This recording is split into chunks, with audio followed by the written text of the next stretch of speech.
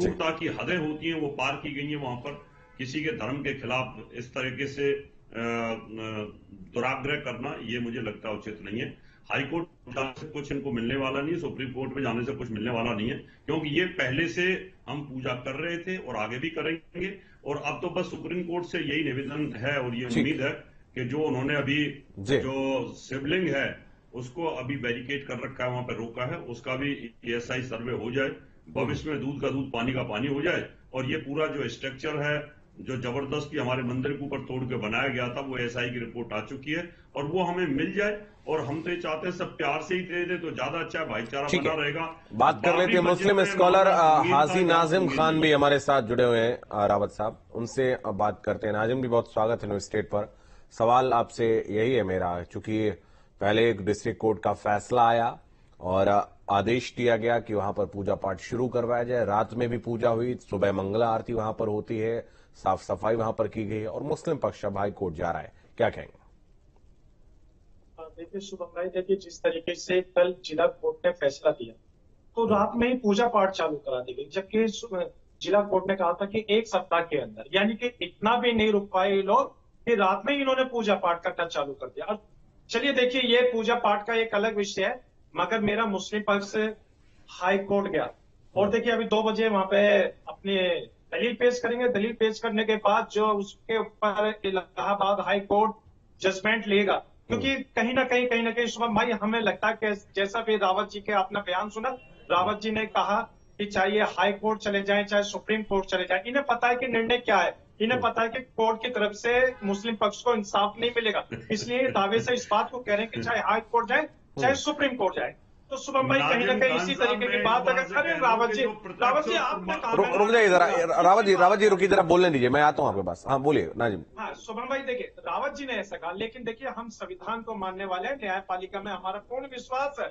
और देखिए अभी हम इलाहाबाद हाई कोर्ट गए, अगर वहां का जजमेंट से अगर हमारा मुस्लिम पक्ष सेटिस्फाई नहीं होगा तो सुप्रीम कोर्ट हमारे लिए ऑप्शन है सर, हम सुप्रीम कोर्ट में भी यही दलील रखेंगे। तो देखिए कहीं ना कहीं इस तरीके फिर सुप्रीम कोर्ट जो डिसीजन देगा उसको मानेंगे नाजिम जी?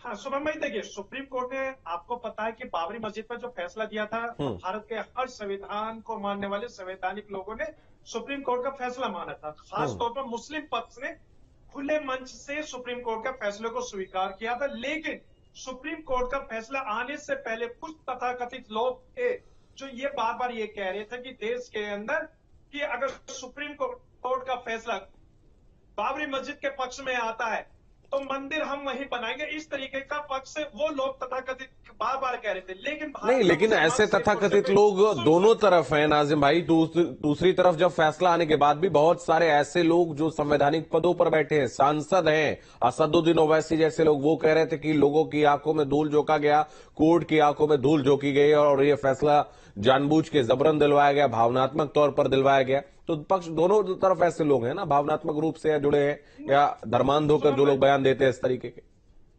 हाँ शुभम भाई, देखिए सुप्रीम कोर्ट ने खुद कहा कि मंदिर तोड़कर मस्जिद नहीं बनाएगी, ये सुप्रीम कोर्ट ने कहा। और सर देखिए सुप्रीम कोर्ट ने यह भी कहा कि मस्जिद के अंदर गैर तरीके से मूर्तियां रखी गई, सुप्रीम कोर्ट कह रहा है सर, सुप्रीम कोर्ट। और सर सुप्रीम कोर्ट तो ये भी मान रहा है कि वहीं पर रामलला की जन्मभूमि है, जहां पर जिस तथाकथित मस्जिद की बात कही जा रही है वहां पर ही रामलला की जन्मभूमि थी और असंख्य उदाहरण वहां पर दिए गए, तमाम जो है उसको लेकर सबूत भी पेश किए गए। वो चलिए आज हम बात इस पर कर रहे हैं, आज ज्ञानवापी पर हम बात कर लेते हैं। शुभम भाई देखिए, मैंने कहा कि जब 1992 में बाबरी मस्जिद को शहीद करा गया तो सुप्रीम कोर्ट ने जब भी ये कहा कि गैर संवैधानिक तरीके से चलिए रावत साहब, मैं ठीक है नाजिम जी, रावत साहब मैं आपके पास आऊंगा। आपके बैकग्राउंड में राम मंदिर में देख पा रहा हूं और विषय भी चूंकि उधर ही विषयांतर होता हुआ जा रहा है, हालांकि एक दूसरे से जुड़े हुए ये विषय मुद्दे हैं, क्या कहेंगे? देखिए मैं सिर्फ इतना कहना चाहता हूं, मैं जो नाजिम खान साहब ने कहा ना कि जैसे रावत साहब को पता है फैसले आएंगे, अगर मान लो नाजिम खान साहब सुप्रीम कोर्ट के जज हों और अगर इनके सामने ये एक रिपोर्ट आए, प्रूफ आए कि 500 वर्ष से वहां पूजा हो रही थी और एक मुख्यमंत्री ने पूजा बंद कर दी और वहां पर प्रूफ है सारे पूजा के, तो Nazim Khan as a Muslim Supreme Court के जज होने के बाद क्या फैसला देंगे आप? क्या आप हिंदू का फैसला नहीं देंगे? हाँ, रावत जी, मैं आपको इस बात का 500 वर्ष की पूजा को आप रोक देंगे?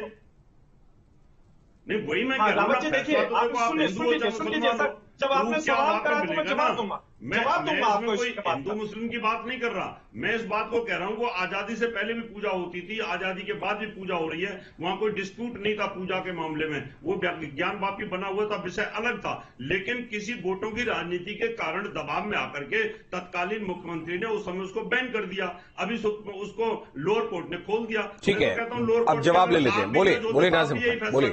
हाँ सुमन भाई, देखिए जिस तरीके से अभी हमारे रावत जी ने कहा कि अगर सुप्रीम कोर्ट के जज हाजी नाजिम होते तो क्या फैसला देते। देखिए सर, मैं सबसे पहले ये कह देता हूँ, पूरे भारत की धार्मिक किताब सिर्फ और सिर्फ एक है जिसका नाम संविधान है, और संविधान के मानने वाले भारत के अंदर सभी नागरिक है, और संविधान से ये देश चलता है, ये किसी की आस्था से नहीं चलता। आपके बात का चलिए ठीक है, ठीक है, मैं आप दोनों के पास वापस आऊंगा। सुशांत हमारे सहयोगी वाराणसी से हमारे साथ जुड़े हुए हैं। सुशांत, लंबे वक्त से वहां पर पूजा पाठ बंद थी, तकरीबन 31 साल का वक्त हो चला था, और उस तत्कालीन सरकार के द्वारा बिना किसी लिखित या मौखिक आदेश के वहां पर पूजा पाठ को बंद करवाया गया था।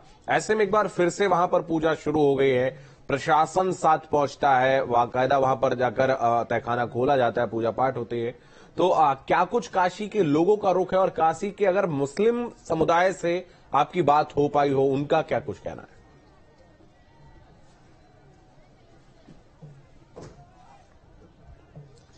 देखिए, बनारस के जो लोग हैं, सनातनी हैं, वो बेहद खुश हैं और साथ में यही कह रहे हैं कि आखिर इतनी देर क्यों हो गई। दूसरी तरफ जो मुस्लिम पक्ष है, उन अंजुमन इंतजामिया कमेटी द्वारा एक अपील की गई है कि इस बारे में कोई भी मुस्लिम व्यक्ति अपनी राय मीडिया को नहीं देगा, इसलिए मुस्लिम पक्ष का कोई भी व्यक्ति अभी मुंह खोलने को तैयार नहीं है। जिस तरीके से हमने देखा था कि जुमे की नमाज जब पिछले सप्ताह हो रही थी, तब भी हमने देखा था कि लगातार लोगों से बात करने की कोशिश की गई, उसमें इक्का दुक्का लोग ही कुछ बोलते हुए दिखाई दिए, बाकी लोगों ने मौन साध रखा था। तो ठीक इस समय भी वही हाल है, मुस्लिम पक्ष से कोई भी टिप्पणी इस समय नहीं आ रही है। और दूसरी तरफ सनातन हिंदुओं की बात की जाए, वहां पर खुशी की लहर है। किस तरीके से आप लोग देखते हैं कि 31 साल बाद अब फिर से एक बार वहां पर तहखाने में पूजन शुरू हुआ है? निश्चित रूप से हम लोग को बहुत ज्यादा खुशहाली है। मैं कहना चाहूंगा कि संत हो, महंत हो, काशी के भक्त हो, जन जन सब लोग प्रसन्न है। सत्य सनातन संतों के मन खुशियां अपरंपार है, सत्य सनातन संतों के मन खुशियां अपरंपार है। अरे ज्ञान वापी का पूजन होगा, ज्ञान वापी में पूजन होगा, सभी बेकरार है। ज्ञान वापी में पूजन होगा, सभी बेकरार है। सत्य सनातन संतों के संग गूंज रहा संसार है, सत्य सनातन संतों के संग गूंज रहा संसार है। विश्वेश्वर महादेव का पूजन खुशियां अपरंपार है, विश्वेश्वर महादेव का पूजन खुशियां अपरंपार है।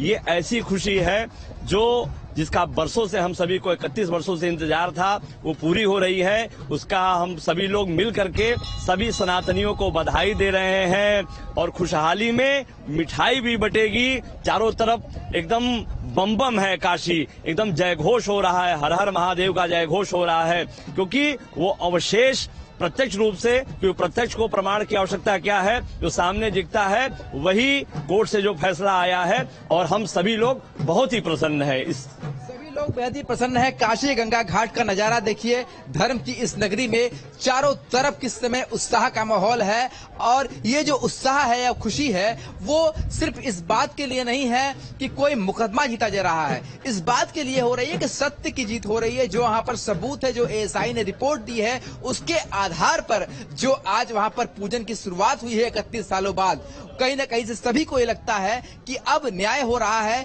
बिना किसी लिखित या मौखिक आदेश पे जिस तरीके से वहां पर पूजन को बंद किया गया था वो कहीं ना कहीं से अनुचित था, ये सारे सनातनी कह रहे हैं, और सभी ये मानते हैं कि कोर्ट का ये फैसला कहीं से एक तरफा नहीं है, बल्कि न्याय हुआ है और न्याय का ये पहला चरण है। हालांकि मुस्लिम पक्ष लगातार इस बात को खंडन कर रहा है, वो हाईकोर्ट का रुख कर चुका है। अब देखने वाली बात यह है कि हाईकोर्ट उनकी इस पूरी दलील को सुनने के बाद क्या आदेश पारित करता है।